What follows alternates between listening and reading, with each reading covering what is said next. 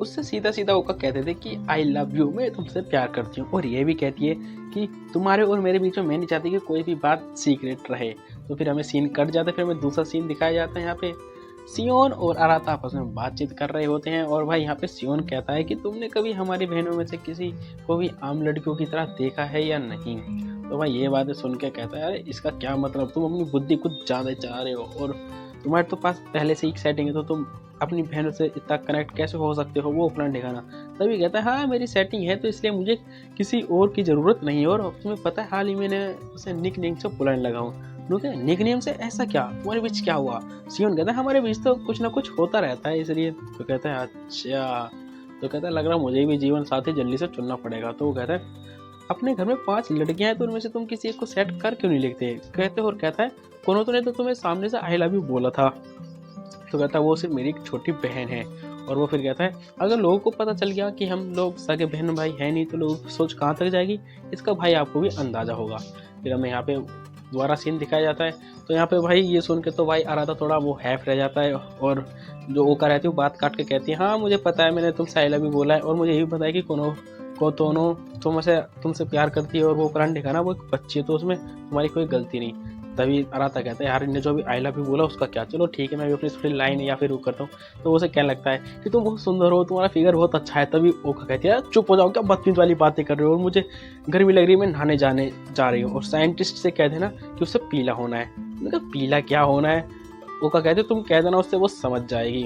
तभी फिर से उसकी बात ध्यान आती सियोन की कि अपनी बहन को किसी आम लड़की की नज़रों से देखो।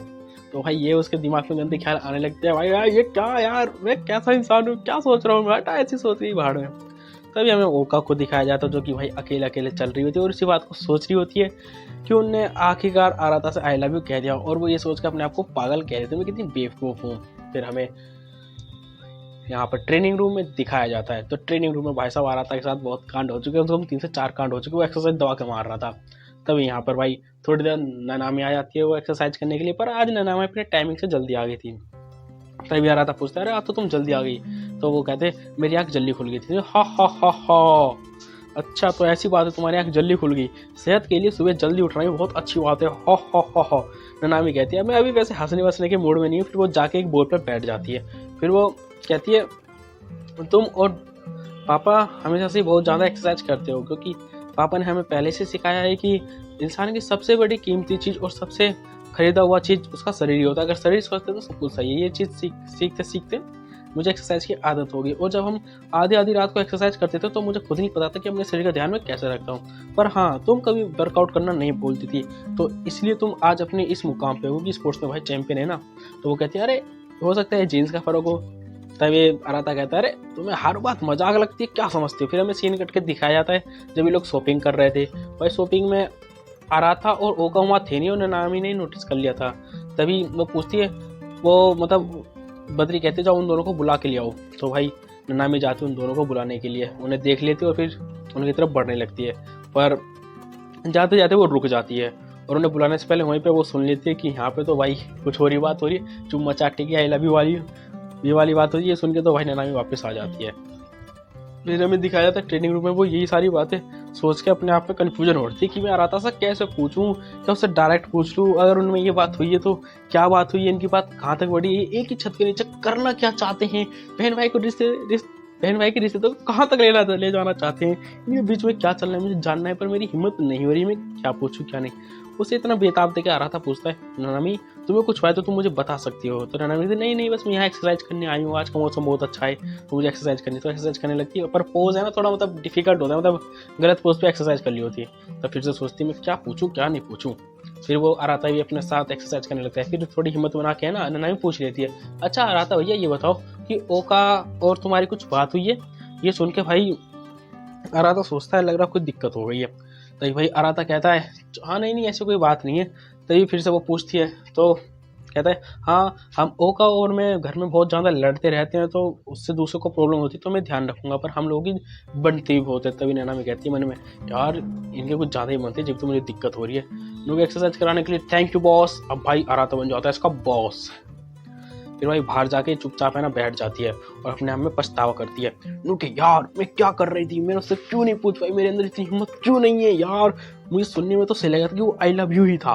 फिर भाई आराता अपनी एक्सरसाइज करने के बाद नहाने के लिए बाथरूम में जा रहा था, तो वो सोचा कि ननामी ने मुझसे ऐसा सवाल पूछा ही क्यों। वो जैसे गेट खोलता है भाई साइंटिस्ट कपड़ा कपड़ा उतार के नहाने के लिए तैयार हो रही थी। भाई साइंटिस्ट उसे देख लेते ना, भाई साइंटिस्ट छिप जाए, लड़की को छिपना चाहिए, पर भाई ये साइंटिस्ट थोड़ी खतरनाक है। साइंटिस्ट नहीं छिपी, आराता है ना शर्मा के भाई दीवार के पीछे जाके छिप गया। के तुम्हें मौत आ जाती है गेट खोल के कपड़े उतारने की, गेट बंद करके तुम कपड़े नहीं उतार सकती हो। तो भाई ऐसी कोई बात नहीं है, इंसान किसी भी चीज की लत लग सकती है, मतलब कोई भी चीज अपना सकता है। भाई कपड़े उतारने में लगी पड़ी थी, कच्ची चोली सब उतार देती। यार आता कहता है तुम अब भी कपड़े उतार रहे हो, गेट बंद कर लो अब भी। पर वो कहती है नहीं ऐसी कोई बात नहीं है। और वो कहती है अगर तुम मेरी इस बोरिंग बॉडी को देख के एक्साइटमेंट होते तो भाई मुझे सच में तुमसे माफी मांग लेनी चाहिए। फिर भाई वो अपना तौलिया उठा के उसमें बकेट में रखने के लिए जाता है, तभी वो कहता है यार मेरी बहनें भी बड़ी ड्रामाबाज हैं सारी की सारे यार। तब भाई खड़ा होता है थोड़ा, फिर वो इधर उधर नजर मारते तो उसकी नजर उसकी अंगूठी पे जाती है जो कि साइंटिस्ट को उसकी माँ ने दी थी। तब वो आरात है ना साइंटिस्ट से पूछता है क्या ये अंगूठी तुमको मतलब फिट आते उंगली में नहीं आती। तो भाई ओका कहती है वो सॉरी साइंटिस्ट जो कहती है नहीं नहीं अभी ढीली आ रही है पर कुछ सालों बाद टाइट आ जाएगी, इसे नहाते वक्त मैं उतार देती हूँ कहीं ये खो ना जाए इसलिए। तो कहते अच्छा चलो ठीक है भाई, अपना एक आधा सेट मार लेंगे फिर नहाएंगे आके। फिर भाई एक्सरसाइज करने के बाद भाई अपने रूम में आकर आराम से बैठ जाता है और कपड़े वपड़े पहन देते हैं। जब भी भाई रूम में कोई एंटर करता है ये होती है बद्री, इसकी सबसे बड़ी बहन बद्री। वो घुसती है और कहती है हो मेरे छोटे भाई का रूम तो बहुत क्लीन है और सबसे छोटा है और इसका रूम सबसे क्लीन है, और मुझे पता है जब तुम 8 साल के थे तो तुम कूड़ा करकट करते रहते थे, खाते पीते रहते थे, तो तुम्हें डैड से बहुत डांट सुनने को मिलती थी। फिर वो कहता है यार डैड ने तो मेरी वो आदत बहुत जल्दी छुटवा दी थी तो इसलिए मैं साफ सुथरा रहता हूँ। तो कहता अच्छा, तो कहता है तुम यहाँ क्यों आई हो। भाई बद्री इसका जवाब नहीं देती, उसके लैपटॉप को चेक करने लगती है। अब भाई उसे लैपटॉप में कुछ ऐसा कुछ मिलता नहीं है, टीनेज एज में जैसे हम BF वगैरह देखते हैं, फोन स्टार देखते हैं, मतलब ये सब देखते हैं, उसे कुछ मिलता नहीं है। तो भाई फिर वो अपना कंप्यूटर लैपटॉप छीन लेता है। उन्होंने कहा अच्छा चलो कोई बात नहीं था, भाड़ू को मत, मैंने कुछ देखा नहीं और ना ही मैं कुछ कर रही थी। तभी वो कहता है मतलब ऐसी कोई प्रॉब्लम नहीं, मेरे ऐसी कोई चीज़ रखता नहीं हूँ कि मैं फोनोग्राफी ऊपर ऐसी कोई मेरे पास चीज़ है नहीं, मैं एकदम शुद्ध लड़का हूँ। तो कहता है ये मेरे रूम में इससे पहले कब आई थी, 2 या 3 साल पहले, नहीं 2 साल पहले आई थी, पर ये आज क्यों आई है। तो भाई ये सोच रहा था, तभी भाई बद्री उसके जाके पीठ पे पीठ अड़ा के बैठ जाती है। नुके तुम मेरे छोटे भाई हो तो तुमसे मैं कुछ मांग ही सकती हूँ। तो भाई वो कहता ठीक है क्या मांगना है तो मांग लो। तो चलो ठीक है डेट पर चलते हैं। ये सुन के तो भाई डेट पर जाने के लिए फिर मतलब बड़ी बहनें मना नहीं कर सकता, तो भाई वो दोनों डेट पर जाने लगते हैं। पर भाई जो बद्री रहा है फिर से पकड़ लेती है, मतलब चुच्चो उसके हाथ में फेरने लगती है, मतलब टचिंग होने लगती है। तो भाई ये देख के तो भाई यार आता था भाई मतलब अलग ही मतलब। तो कहते हैं मैं बद्री कहती है मैं चाहती हूँ कि हम डिनर करने होटल में रहें जाके, मेरी एक ख्वाहिश है। पर वो आराता कहता है नहीं मैं तुम्हारा छोटा भाई हूँ तो इसलिए नहीं। तो फिर वो फ़ोन देखने के लिए चले जाते हैं। तो ये बद्री कहते हैं लग रहा मुझे अगले जन्म तक इंतजार करना पड़ेगा तुम्हारे साथ बॉयफ्रेंड गर्लफ्रेंड का संबंध बनाने के लिए। तो वो कहते हैं जिस हिसाब से तुमने अपना फ़ोन चूज़ किया है उस हिसाब से लोगों की पसंद का पता चलता है, पर मेरे हिसाब से तुम्हारी पसंद बहुत ही मतलब वैसी है लो लेवल की, तुमने बस फ्यूचर देखे और फ़ोन खरीद लिया है। तो आराता कहते हैं नहीं ऐसी कोई बात नहीं, बस मैं फ़ोन के फ्यूचर पे थोड़ा ज़्यादा ध्यान देता हूँ। तो वो कहती है कपल के लिए डिस्काउंट है। तो भाई तो बद्री उसको पकड़ लेते हैं, चुचू उसके पीठ पे फेर देते हैं कि चलो हम कपल हैं। पर आराता कहता है नहीं हम कपल नहीं है, तुम कुछ ज़्यादा ही कर रही हो हटो। फिर आते वक्त कहता है आराता तुमको थोड़ा संभल के रहना चाहिए। और बद्री कहते हैं चलो कुल्फी खाते हैं। भाई कुल्फी को खाने के लिए बैठ जाते हैं। भाई अपनी बद्री तो आराम से कुल्फी खा रही होती है और भाई आराता भी खा रहा होता है। तभी बद्री पूछती है, तभी बद्री कहती है जब बचपन में ननामी ने एक बार कोतोनो की आइसक्रीम खा ली थी तो फिर ओका है ना कोतोनो पे चिल्ला रही थी, और भाई ननामी तो सहमी रहती, वो कुछ करती नहीं, जंगली बिल्ली की तरह उन्होंने ननामी को बहुत मारा था कोतोनो ने। और जो अपनी कोतोनो थी वो कोतोनो डरी सहमी रहती थी, वो अलमारी में जाके बैठ जाती थी। वो कहते हैं हाँ वो अलमारी में बैठ तो जाती थी पर तुम्हें तो भाई अंधेरे कमरे में जाने में बहुत डर लगता था, तुम भूत से बहुत डरती थी। तो कहते हैं हाँ वो बातें छोड़ो, क्योंकि वो बचपन की सारी चीज़ें मैं सहयोग करके रखना चाहती हूँ, मतलब संजोतित, मतलब एक तरह से अपने दिलों में रखना चाहती हूँ। और कहती है अगर तुम्हें कोई प्रॉब्लम हो कोई दिक्कत हो तो तुम मुझे ज़रूर बताना, क्योंकि मैं तुम्हारी बड़ी बहन हूँ। तो कहता है ठीक है। फिर हमें यहाँ पे दिखाया जाता है कोतोनो को। कोतोनो जो भी फेस्टिवल में गए थे अपना बर्थडे सेलिब्रेट करने, तो वहाँ पे इन्हें फ़ोटो खींची थी बहुत सारी। तो बस भाई ये अपने भाई को ही देख रही थी और ब्लश कर रही थी नेक्स्ट लेवल का, भाई अपने भाई पे से कुछ ज़्यादा ही वो प्यार है। तभी इसके फ़ोन में आ जाती है बद्री और उसकी आराधा की कुछ खाती फोटो, क्योंकि अच्छा ही बद्री के साथ कहीं घूमने गए। उसके मन में ख्याल आने लगे उल्टे सीधे, अरे कहती नहीं नहीं नहीं अब मुझे पढ़ाई करनी चाहिए, तो फिर उठ कर पढ़ाई करने के लिए चली जाती है। तभी कहती बद्री और उनकी कुछ खत्म हो जाती है, फिर वो कहते हैं अब कहाँ घूमने चले। तभी बद्री के फ़ोन में मैसेज आ जाता है और वो देखती है चलो भाई आज की मीटिंग यही खत्म करते हैं, मैं जा रही हूँ घर पे। तभी जो है आराधा कहता है तुम्हें घूमने के लिए अपने बॉयफ्रेंड के साथ आना चाहिए, तुम्हारा कोई बॉयफ्रेंड नहीं है क्या?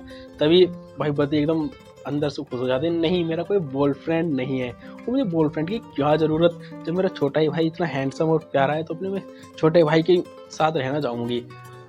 भाई ये सुन के तो भाई आराधा फ्लश हो जाता है और भाई बद्री कहती है तुम ना अभी बहुत छोटे हो उन सब चीज़ों के लिए। ये कह के भाई बद्री वहाँ से चली जाती है। आराधा कन्फ्यूजन में भाई क्या कह के जहाँ से गुजरती है भाई वहाँ के लोग भाई बद्री को देखते हैं, सच में बड़ी सुंदर है होट है यार।